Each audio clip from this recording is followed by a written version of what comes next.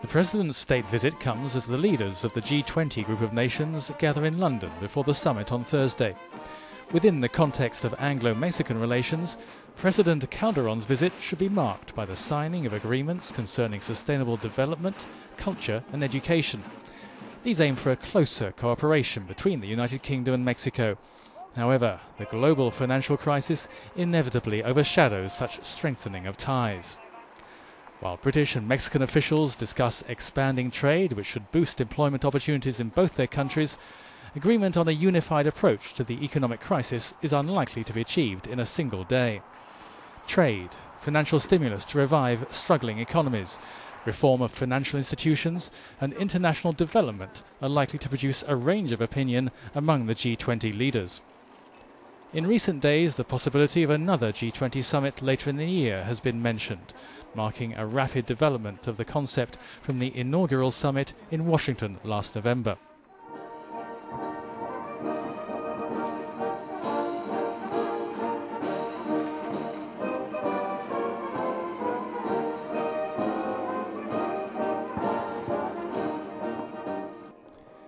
It may be that any form of new global economic order which emerges from the talks in London and subsequent G20 meetings will cast the role of developed and developing nations in a different light.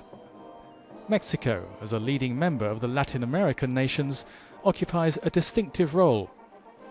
It has the United States as a powerful economic neighbour, but its cultural heritage also gives it a wider horizon.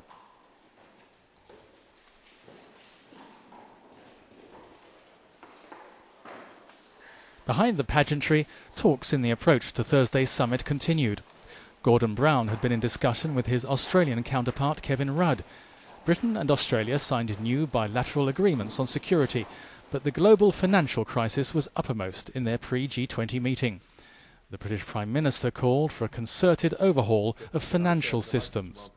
First, we must, and I believe will, agree the principles of the new international framework for tighter financial regulation.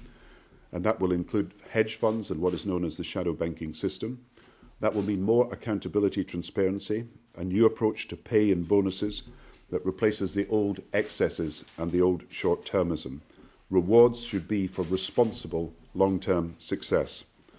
Second, I believe we are ready to reaffirm our commitment to open markets and global trade, and that means governments and international institutions agreeing to step in and provide support for trade finance. Third, we need to do what is necessary to support growth, continuing to push back against the global recession and supporting families and businesses. Kevin Rudd also stressed the need for a unified approach. By acting together in fashioning and implementing a global economic strategy, we are dealing with jobs in Birmingham and in Brisbane, in Manchester and Melbourne. And these are jobs which are important to underpin.